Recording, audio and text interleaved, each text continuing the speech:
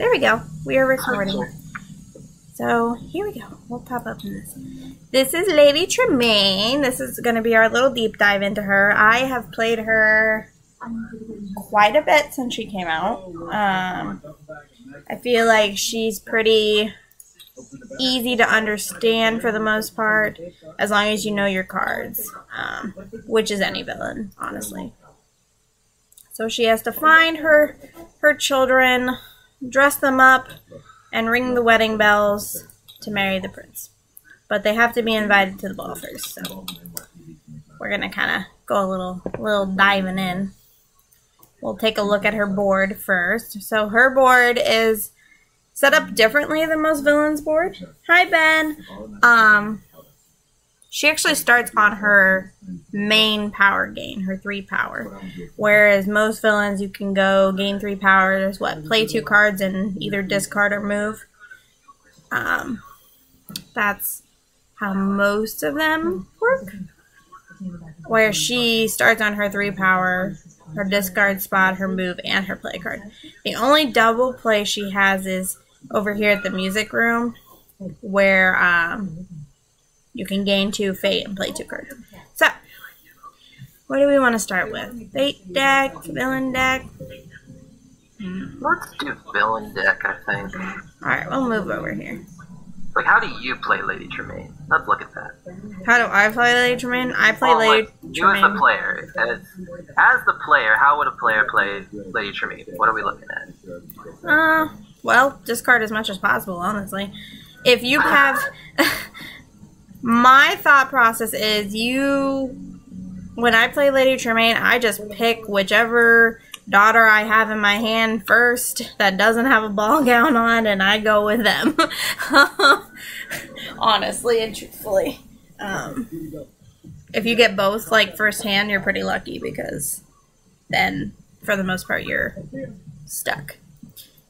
You have choices, options, selections. So, I usually try and find my invitation first and at least one of the daughters. That way I can kind of get all my spaces opened up by removing the lock token and going from there. Lucifer, believe it or not, Lucifer is like a key element to me to protect my items as much as I can. So, it all depends what I draw. First hand. I hold on to these cards like they're nothing. So, we'll kind of dive in here. So, when it comes to Lady Tremaine, you have to find your invitation to unlock the ballroom and play the prince. Then you have to dress up your daughters. So, to do so, you play one of the daughters, and then when you find the ball gown version, you discard it and play the ball gown version. So, you have Anastasia and Drizella, 2 options. Most people like that. Like that. I usually play them either here or here. Sometimes if I get both, I'll pop both of the daughters here. And then Lucifer I usually pop here, in all honesty. I just stack my items at Cinderella's room. So, gotta have the ball gown versions of them. I usually pop them like this. Then, once you play the invitation, it unlocks the ballroom, and you play the prince. If you've noticed, the prince actually is named the prince. It doesn't have hero or anything below it because of 2 reasons. 1, trap tokens can only trap a hero. Well, the prince is not a hero, the prince is the prince. So, 2, midnight defeats all heroes. Well, can't defeat the prince because he's a prince. Hence why he has no strength to him. So, and if you defeat the prince, well then, you know, you can't really marry any one of your daughters. So, there's that. After I do all that, I kind of just go discarding. I play all my items as much as I can, if I can get them, because they're going to be useful to you. I honestly don't even play the key. I feel like it's pointless to me. I always play the cane, usually, at Lucifer's location to protect him from Jacques. So, for the most part, he's pretty simple, as long as you know your elements and what you need to do. So, Quartosis. Should I add some stuff here? You should add some stuff here. He's being very quiet today. Ah, this is your villain. You take over. You're taking the lead on this for the most part. But yes, Tremaine. Basically, if you need their win condition, it's really just any of those 6 cards. Now the rest of these things, kind of organized here into conditions, stuff you can use to deal with heroes, and then other fun stuff. So, taking a look at the conditions, Lady Tremaine's unique in that she has 3 conditions. The first of which being locked up. If another player vanquishes, or just does a vanquish action at all, then you get to put a trap token on a hero. So, that might be super helpful if, like, let's say Cinderella or Gus or even Fairy Godmother are ruining your day. If someone decides to vanquish a hero, then that might really save your bacon. Vicious Practical Jokes is one of the most infamous and possibly best condition cards ever designed. It lets you choose which fate card your opponent plays against you when they take a fate action against you. If it is a hero, you get to even choose where that hero is played. So let's say that Lucifer is not guarding your items, like Dixie showed.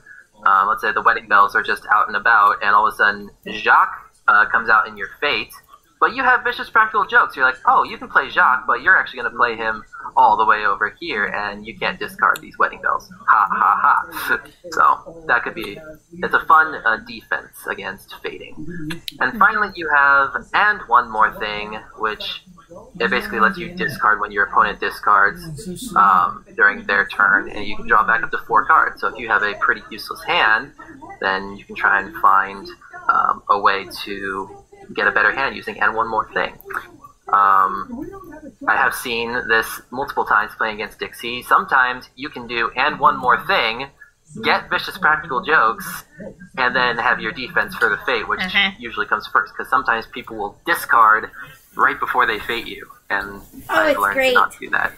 Word of the wise, fate before you discard with Lady T. Definitely fate before discarding with Lady Tremaine. So those are just the 3 conditions she has. Makes her very patient and kind of cunning in the background, which is super cool. We've discussed Lucifer. Any heroes at his location get trapped, just instantaneously. And that's if you need a trap. And that's if he's played or moved. So if they play a hero to Lucifer's location, their ability doesn't apply, i.e. Jacques. Yeah. So Jacques, let's just discuss Jacques just in case we're confused here. Jacques will discard an item from his location when he is played or moved. So that's why if you play Lucifer to items and Jacques is played there, he will get trapped before his ability triggers. Which, by the way, I don't think we've actually discussed the trapped token ability that Lady Tremaine has. I'm indifferent. I'm indifferent. I wish when you trapped a villain, you got to still be able to, like, move them up or... But you can't. They just sit on your board forever. So. Yeah, so trapping is how Lady Tremaine would deal with heroes normally. She has no vanquish action in her realm. Instead, trapping them, it's the similar thing to how she, like, locks them up in the room, hence the lock key shape here. When Lady Tremaine traps a hero, you place the token on them. They cannot be, well, they still cover actions, but their ability is null and void. It does not work. And we'll discuss how trapped here into things later, but that's how the trapping mechanism works. I'm looking at chat real quick here. Chi Champion is like, they think that Cindy's room is the worst place to play items because the key brings them over. Well, that's an interesting thing there. We'll get to the key in a little bit because the key is also part of the trapping thing that we've talked about. If Lucifer is not available, then you also have your effect cards to simply trap a hero in your realm at any location. Now here's the key. The key is an item. It is a Lady Tremaine item. When the key is played, you have to move Cinderella, that is either normal Cinderella or ball gown Cinderella, to Cinderella's room and put a trapped token on her. It is also an activatable item where you move any hero to Cinderella's room and put a trap token on them. Now, I notice Champion says the key brings them over, and you think it's the worst place to play items because it forces Bibbidi Bobbidi Boo to another location or they stay trapped. Well, it's an interesting thing, and I think there's a cool design that I noticed when I first played Lady Tremaine. It does seem that the key and the key combo with Lucifer does seem to be designed to mainly trap heroes at Cinderella's room and free up your other two locations. Simply because the key will move any hero in your realm to Cinderella's room and trap them. In addition, if you have Lucifer there at Cinderella's room, any heroes played, they're already trapped, and then you can activate the key to just keep moving heroes over and keep trapping them. Even if Bibbidi Bobbidi Boo, which releases a trapped hero and moves them, comes out, you can probably just activate the key and send them right back again. So it does seem to be designed that way. That's how I tend to play it. I have seen a lot of people opting for a new method of not playing the key and having Lucifer right here in the middle, which is an interesting strategy, and I've actually seen it do some pretty amazing things. So I think both are viable, both protecting your music room or setting yourself up to, again, try and trap all heroes in Cinderella's room. So those are some possibilities. If you do end up getting too overwhelmed with heroes, you have a wonderful card in the form of Midnight. When the clock strikes 12, all heroes in your realm are defeated. And the only caveat with that is even though you get a pretty free board in terms of heroes, you do have to find and play both glass slippers. And this is a perfect time to look at the glass slippers. There are two, and both of them have a dedicated location. One goes to the castle, which is the third location. The other goes to Cinderella's room, which we have discussed numerously. So if all heroes are gone, both glass slippers get played. And this is where things get tricky, because glass slippers, although they are items, they do block your action still. And you cannot win at all, so no ringing the wedding bells, if a glass slipper is in your realm. So to deal with that, Lady Tremaine needs her item, her cane. Also activatable, it just simply says, remove a glass slipper. Bing! Okay, glass slipper, go bye-bye. So, now you will notice on Tremaine's board, the only activate action she has is over here at the ballroom. And this is tricky because if the invitation is not played yet, she can't activate anything. So early slippers, even if you have the cane, might be tricky. Therefore, she has this wonderful effect card that there are 4 copies of, surprisingly, 4 copies. There's still a chance. You can either choose to move an ally or item, or activate. And it is a very versatile card, even though it is 2 cost. It's a bit expensive, but for what it can do, it does make sense. It does absolutely make sense. So use that to activate your cane, use it to activate wedding bells, use it to move your daughters to the ballroom quickly. Again, lots of stuff. Use it to move Lucifer, use it to move an item. Again, so much that there's still a chance can do. Got another couple cards here. These both have to do with the decks themselves, both your villain deck and fate deck. I said if. There are 3 copies of this. It allows you to shuffle your villain discard pile back into your deck, and then you also get to draw 2 cards. So this is super helpful if one of your items has passed by or been discarded. So let's say Wedding Bells somehow ended up in your discard pile. You can use I said if to try and reshuffle and then draw 2 cards and try and work toward it again. Same thing with the Ball Gown Sisters, same thing with the cane if it needs to be done.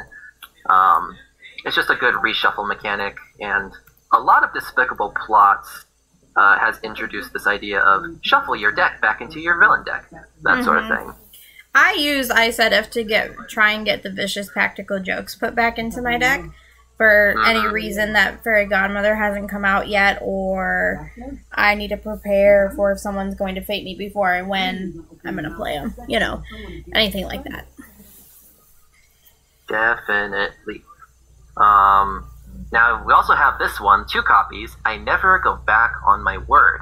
So this one, instead of shuffling your villain deck back together, you shuffle your fate deck back together. And then you get to look at the top 4 fate cards and replace them in any order back on top of your fate deck. Now, this is super cool because basically Tremaine gets to control her next 2 fates. She gets to decide what they are, and that could be a double bibbity-bobbity that doesn't do anything. You could put Ball Gown Cinderella in to force it. It can force a lot of dead fate draws, and it can also lead into you knowing exactly when to use vicious practical jokes to defend yourself. So, again, 2 cost. Tremaine has a lot of 2-cost cards that are pretty bonkers. And then finally, Tremaine just hates Cinderella, so there's a couple copies of this card to you just simply defeat them, either Ball Gown Cinderella or normal Cinderella. So that is covering every single one of Lady Tremaine's cards. So 3 trapped cards, you got Lucifer, Key, Midnight, 2 of every condition card, your daughters, invitation bells, and then all these wonderful things down here. And we also discussed a couple strategies that Tremaine likes to use. She is very much needs to discard a lot. So it's a good thing that she can gain 3 power and discard at Cinderella's room, as well as fate and discard at the castle, just to keep her speed going while they're throwing her opponents off their game, and also controlling fate. Tremaine has a strong fate control game. Even with the invitation, you can activate the invitation, look at the top 2 cards, discard 1, and then leave the other face down on top. That's true. We didn't even talk about that, yeah. So imagine using I never go back on my word, and be like, oh, well, there's actually 4 cards that are all pretty bad against me, so I'm going to play that, and then I'm going to activate the invitation from the king to go ahead and get rid of one of them that I don't like. So lots of fate control that you can do while playing as Lady Tremaine. I think that is it for the villain side. Oh, the fate side. The fate side. Do you want to start this, or do you want me to keep going? I got it. I got this. Okay. As we talked about, is the prince is labeled prince. He doesn't have a strength to him. He is just like Peter Pan, where he's immediately played if he's revealed. So, I tend to let people dig him out for me. So, that's just me. Looking at our lovely heroes here. Let's see. We have 6 of them. Only one of them is 4 strength, which is Fairy Godmother. So if you have Obsession, who Dixie tried to play earlier, just on Ball Gown Cinderella, it doesn't work. She's the only 4 strength hero in the deck. Now with Fairy Godmother, if she's played, you play Ball Gown Cinderella, so you're getting the best of both worlds over here and get to play 2 heroes for the cost of 1, I suppose. Now, works just like Alice. The only way to move allies is with fate cards when Fairy Godmother is in play. Now, if Fairy Godmother is trapped with the little trap token, all of that is null and void. You can move your allies however which way you want to do. I tend to, when I play Fairy Godmother in a strategic opponent way, I play Fairy Godmother here, and I just pop Ball Gown Cinderella over their discard pile. Now, Ball Gown Cinderella cannot be played if Cinderella is still in the realm. Excuse me, that's backwards. Cinderella cannot be played if she's in her dress. If that makes sense. Now, Ball Gown Cinderella cannot be trapped. So even if you have a trap token on Fairy Godmother, she cannot be discarded or defeated without the use of Little Thief or midnight. But when she is defeated, you just automatically play both glass slippers. So I just say play midnight, get it done and over with. Just my personal opinion. Now, no ally can enter the ballroom, when she is in play. So pretty much, if you got your ball gown here, your wedding bells here, and you're like, I'm gonna win. No. Here you go. No moving for you. There is a wall. Pretty much. That's how that works. Now, if Cinderella is in play, effect cards increase by 2 power. So all these lovely effects that you got are now either 4 power, 6 power, 3 power, or 2 power. So it can get expensive if Cinderella is in the world. And 4 power, and 4 power, and 4 power. This one's like 6 power. I know. So, I just say get rid of them while you can, trap them while you can. That's the best thing to do. Now, with Bruno, I think Bruno's pretty good sometimes. If I've seen this happen to me, if you got all your like lovely little items stacked up here with your cat, people play Bruno, move the cat, trap him because he gets trapped immediately. And look, oh look, here's Jacques for ya.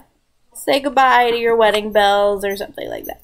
Most people discard the wedding bells because they're more cost effective. But yeah, Bruno's pretty good. I think he's a cute little doggy. Just my personal preference. Like a cat chasing a dog. We've discussed Jacques. He discards an item when he's played or moved, kind of like Hera with Hades. When she's played or moved, she can trap a Titan. I think he's like Basil. More like Basil, but kind of playing into other ones too. Then you have Gus. Of course, everyone wants to bark right now. Minnie, you're fine. Yes. You have Gus, so all items are increased by 2 power. So you have the invitation. This is now 5. You have your bell. This is now 6. Oh, here's 4. Here's 4. It can be very expensive to be Lady Tremaine.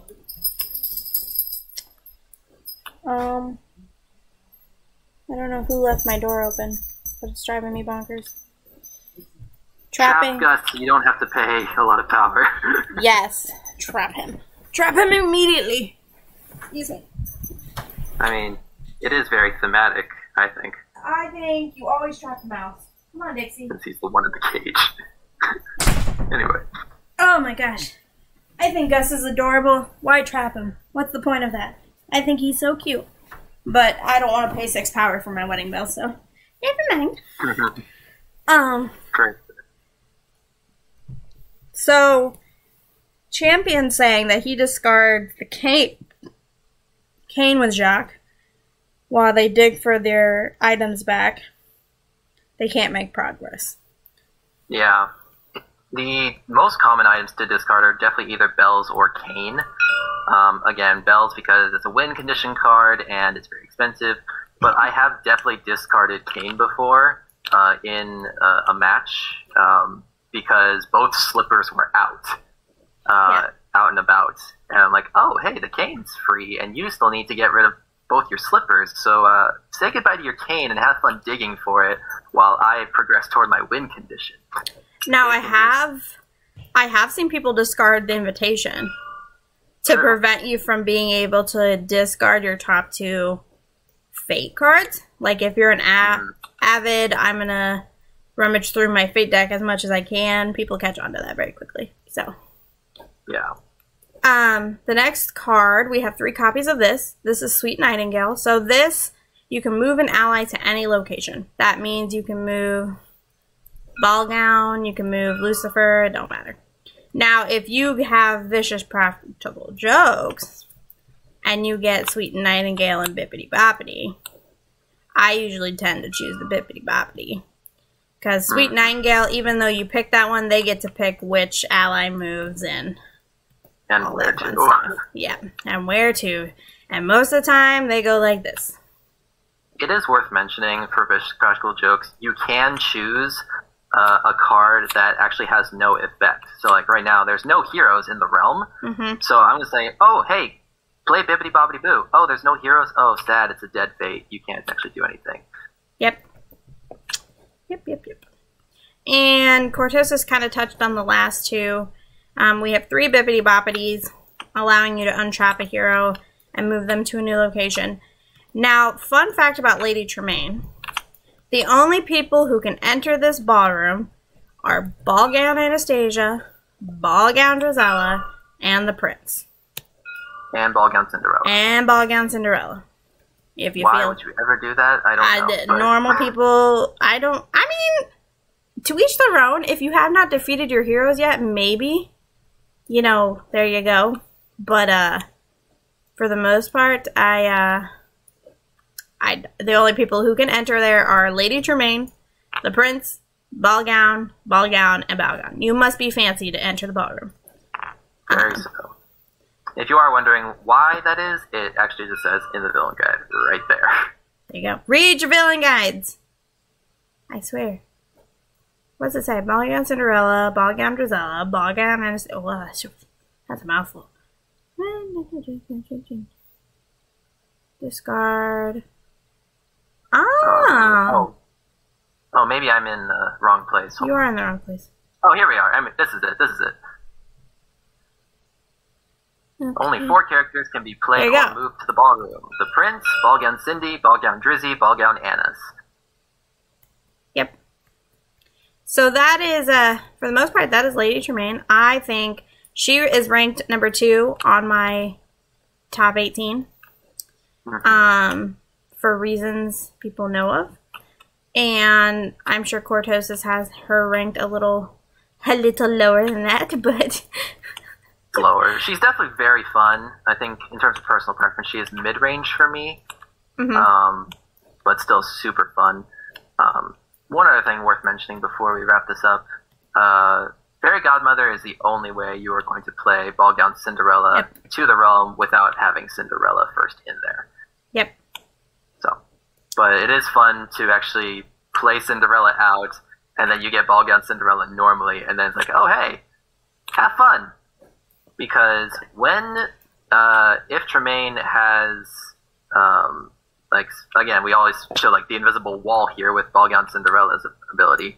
You have to defeat her first in order to move into the ballroom. But when she's defeated, it's like midnight because both of the glass slippers come out again. So she's gone, and all of a sudden you got both slippers to deal with still. So have your cane ready. So Cortosis watched my game earlier today. And where he had played Vicious Practical Jokes. And I believe it was a Fairy Godmother and a Bibbidi. In that case, you know, we had Jacques here, who was trapped. We had Bruno here, who was trapped. And he had his items all in one location. I think even Lucifer was right here.